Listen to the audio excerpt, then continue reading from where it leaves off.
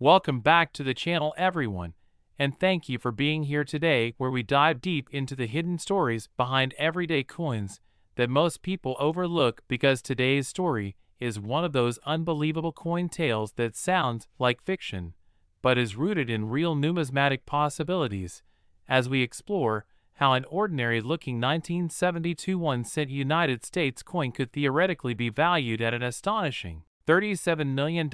due to rare errors, mistakes, and extraordinary circumstances that turn pocket change into life-changing treasure. And as we begin, imagine holding a simple copper-colored penny dated 1972, a year many people remember for reasons unrelated to coins, yet within that small disc of metal could exist a perfect storm of minting anomalies, historical timing, material transitions, and microscopic flaws that collectors dream about, because the 1972 1 cent was struck during a fascinating era in U.S. mint history, when production pressure was intense, demand for cents was enormous, and quality control was often stretched thin, creating fertile ground for dramatic errors and mistakes that, if combined in a single surviving specimen, could push value into the stratosphere, starting with the most famous and widely recognized error associated with the 1972 cent, the dramatic double die obverse variety, which already commands thousands to tens of thousands of dollars in high grades, and which alone shows strong visible doubling on the date. The word liberty and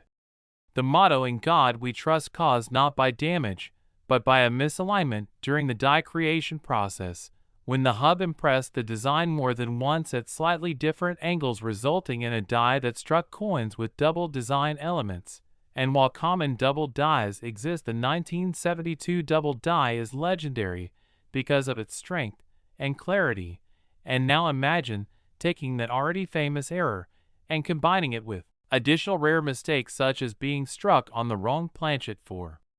example, a bronze set planchet intended for an earlier year, or even a foreign planchet of different metal composition, which would drastically alter weight, color, and magnetic properties, instantly making the coin unique. And then consider the possibility of an off-metal strike on a silver or experimental alloy blank accidentally fed into the presses during a chaotic production run and surviving unnoticed for decades, which alone could push value into the millions. And then layer on top of that a mint mark anomaly, such as a repunched or missing mint mark from a transitional die set, or a die used past its intended lifespan, creating distortions, cracks, and breaks that form dramatic raised lines through Lincoln's portrait or across the reverse wheat or memorial design. And while the 1972 cent is known primarily for doubled dies, the minting environment of the early 1970s also allowed for die caps, where a coin becomes stuck to a die and repeatedly strikes other blanks, creating ghostly mirror images and warped shapes. And if a 1972 cent were struck as an early stage die cap, while also carrying double die features, the resulting specimen would be virtually one of a kind, and collectors place astronomical value on uniqueness, because rarity multiplied by demand equals extreme prices. And speaking of demand, the Lincoln cent is the most collected coin series in the United States, meaning millions of collectors worldwide compete for the best examples. And when competition meets an irreplaceable coin, values can skyrocket beyond rational expectations, especially if the coin is graded at the highest levels by a major grading service and authenticated as genuine, because condition plays a critical role. And a pristine mint state example with blazing original luster, sharp strike, full details, and no post-mint damage can be worth exponentially more than a circulated example. And then consider the potential of a mule error, where mismatched dies are paired together, such as an obverse intended for 1 year paired with a reverse from a different design stage. And if a 1972 obverse were paired with an experimental reverse or a proof reverse accidentally used in circulation striking presses, the resulting coin would defy catalog listings and create a media sensation, and media exposure itself fuels value, because once a story breaks headlines, spread, collectors, investors, and even non-coin people take notice, and bidding wars erupt at auction houses, pushing prices far beyond estimates. And historical precedent supports this because other era coins, such as the 1943 bronze cent, the 1955 double die, and the 1974 aluminum cent have reached multi-million-dollar valuations due to a combination of rarity, controversy, and legend, and the 1972 cent fits perfectly into this narrative because it exists at the intersection of high production numbers and critical minting transitions when copper prices were volatile, alloy compositions were under review, and experimental strikes were not unheard of. And another layer that could elevate a 1972 cent to $37 million is provenance, meaning documented ownership history, perhaps traced back to a mint employee estate, a sealed bankroll discovered decades later, or correspondence proving the coin was known but suppressed or quietly traded among elite collectors, because secrecy often surrounds coins of extreme rarity to avoid legal complications or unwanted attention. And then there is the psychological factor of the dream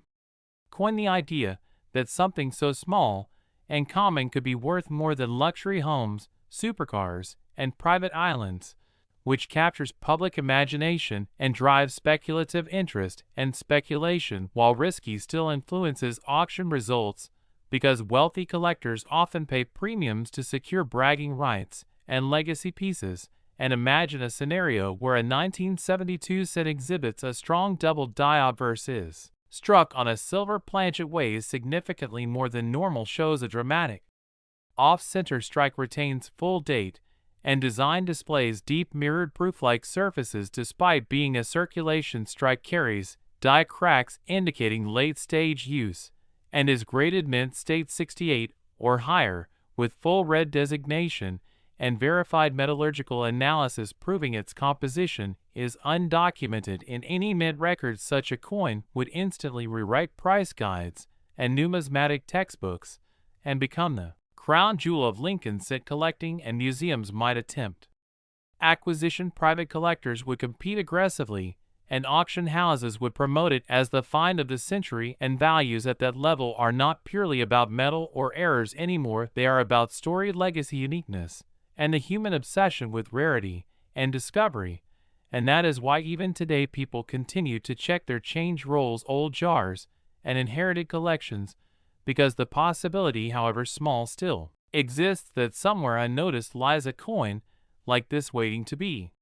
recognized and authenticated. And while not every 1972 penny is worth millions, the year stands as a reminder that minting mistakes, human error, and historical circumstance can converge to create objects of immense value from the most ordinary materials.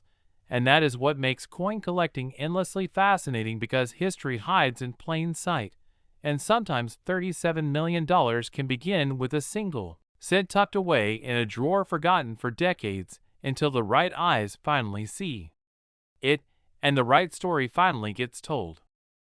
Next, 1976 1 cent United States coin. Today's story is another jaw-dropping journey into the world of rare coins, as we explore how a seemingly ordinary 1976 1 cent United States coin could theoretically reach a staggering value of $34 million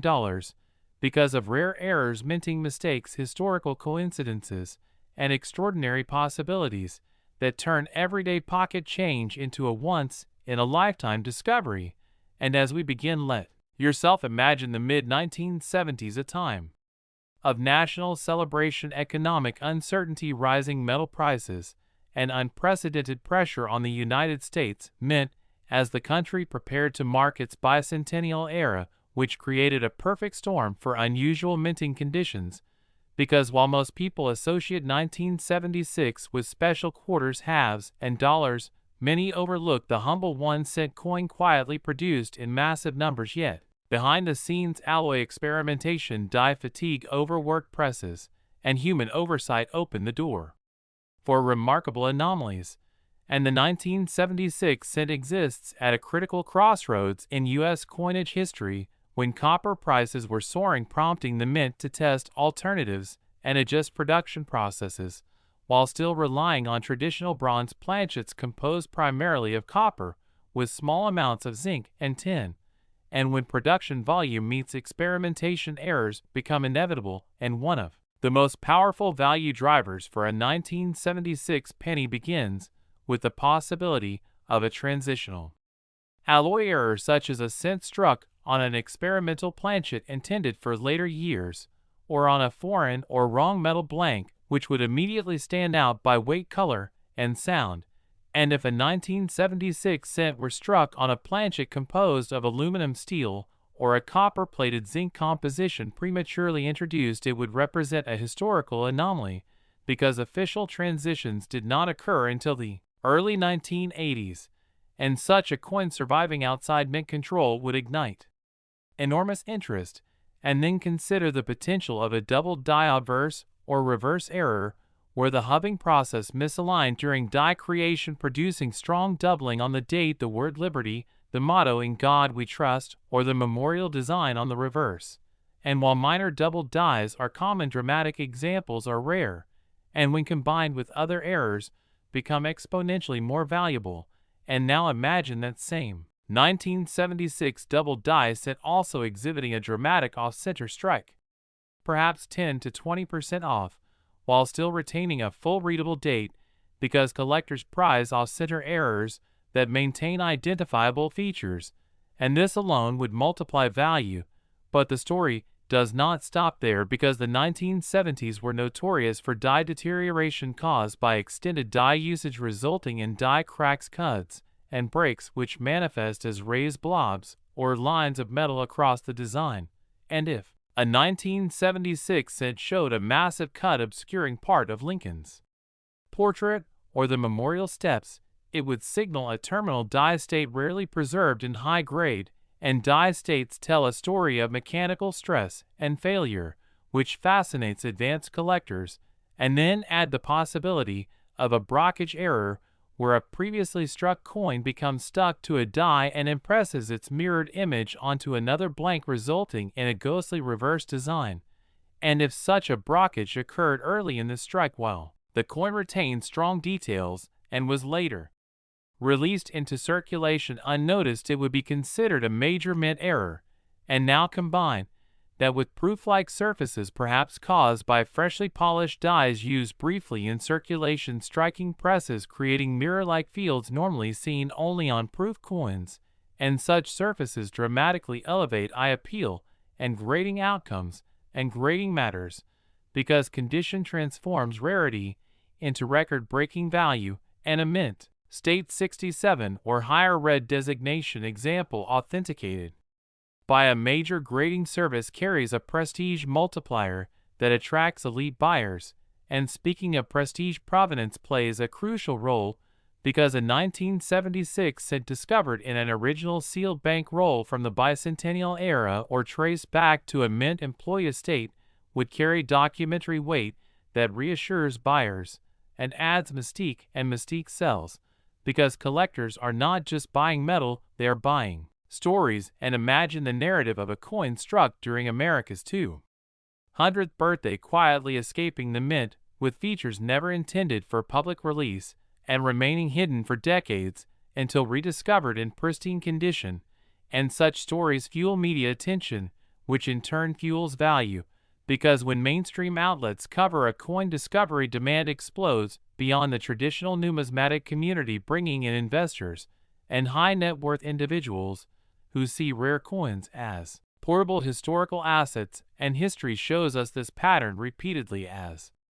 seen with legendary coins like the 1943 bronze cent and the 1974 aluminum cent, which achieved extraordinary valuations not merely due to rarity, but due to controversy, legal debate, and the idea of forbidden or accidental creations. And a 1976 cent struck on an experimental or wrong planchet would fit squarely into this lineage. And then there is the possibility of a mule error, where mismatched dies are paired together, such as a 1976 Lincoln obverse paired with a reverse die from a different year,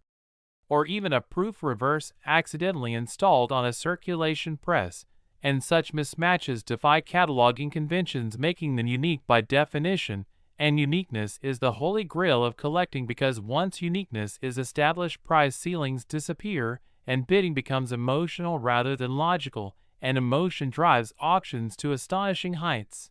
And if the coin also showed a rotated die error, where the obverse and reverse are misaligned beyond normal tolerance, it would further enhance collectability, because rotational errors are instantly noticeable and easily demonstrated. And now consider metallurgical anomalies such as improper alloy mixing resulting in streaking lamination errors, or clipped planchets, where a portion of the coin is missing due to misfed metal strips. And if a 1976 cent exhibited a dramatic curved clip with clear Blakesley effect while maintaining sharp strike and full luster, it would signal authenticity and add yet another layer of desirability. And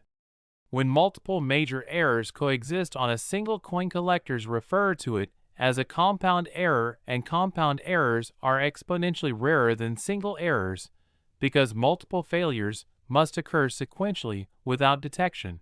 And this rarity curve explains how values can escalate from thousands to millions because probability collapses. And now envision a hypothetical ultimate example: a 1976 1-cent struck on a silver experimental planchet exhibiting a bold double die obverse dramatic off-center strike retaining full day deep mirrored proof-like surfaces, heavy die cracks indicating terminal die state, a partial blockage on the reverse, pristine mint state condition with full red designation despite unconventional metal, and complete provenance, linking it to a sealed bicentennial-era bank shipment, authenticated and graded by multiple authorities. Such a coin would instantly become a centerpiece of American numismatics, and auction houses would compete to host its sale, promoting it as a once-in-a-generation artifact, and wealthy collectors would view ownership as both investment and legacy, because rare coins at this level often end up donated to museums or passed down through generations as trophies of history. And $34 million, while shocking, becomes plausible when demand, rarity, condition, story, and timing align. And timing matters because market cycles influence prices, and periods of economic uncertainty often drive capital into tangible assets like rare coins. And the Lincoln Cent series enjoys unparalleled popularity, making its rarest anomalies especially potent. And this is why even today collectors continue to search rolls, attend estate sales, and examine inherited collections with magnifying glasses, because the possibility, however remote, remains alive.